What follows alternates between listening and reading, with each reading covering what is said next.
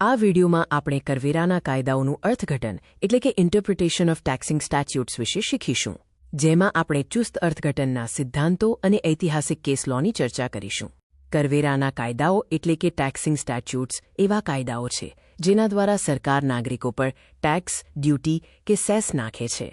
બંધારણની કલમ 265 મુજબ કાયદાની સત્તા વિના કોઈ કર લાદી કે વસૂલી શકાશે નહીં. કરવેરો એક આર્થિક બોજો છે, તેથી અદાલતો આવા કાયદાનું અર્થઘટન કરતી વખતે ખૂબ કાળજી અને કડકાઈ રાખે છે. કરવેરાના કાયદાઓનું અર્થઘટન હંમેશા ચુસ્ત એટલે કે સ્ટ્રિક્ટ કન્સ્ટ્રક્શન રીતે થવું જોઈએ. આનો અર્થ છે કે કાયદામાં જે શબ્દો લખ્યા છે તે જ વાંચવાના છે. કાયદામાં કોઈ કલ્પના કે ઇરાદાને સ્થાન નથી. જો કોઈ વ્યક્તિ કાયદાના સ્પષ્ટ શબ્દોમાં આવતી હોય તો જ તેના પર ટેક્સ લાગશે, નહીંતર તે મુક્ત છે. અર્થઘટનના 4 મુખ્ય સિદ્ધાંતોમાં પ્રથમ છે, શંકાનો લાભ કરદાતાને મળે છે. બીજું, ટેક્સમાં નૈતિકતાનું કોઈ સ્થાન નથી. ત્રીજું, વસૂલાતની પ્રક્રિયાની જોગવાઈઓનું અર્થઘટન ઉદાર રીતે થાય છે.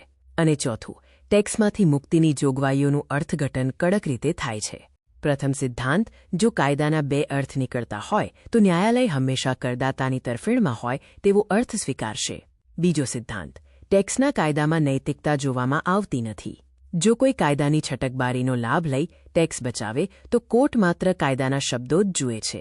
ત્રીજો સિદ્ધાંત, એકવાર ટેક્સ ભરવાનું નક્કી થઈ જાય તો તેની વસૂલાત કરવાની પ્રક્રિયાની કલમોનું અર્થઘટન ઉદાર રીતે થવું જોઈએ, જેથી સરકાર ટેક્સની વસૂલાત કરી શકે.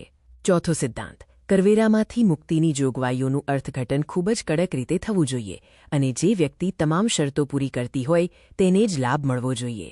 અગત્યના કેસ લોમાં એવી ફર્નાન્ડીઝ વી. સ્ટેટ ઓફ કેરાલામાં સુપ્રીમ કોર્ટે સ્પષ્ટ કર્યું કે ટેક્સના કાયદામાં કશું જ ગૃહિત ધારી લેવાનું નથી.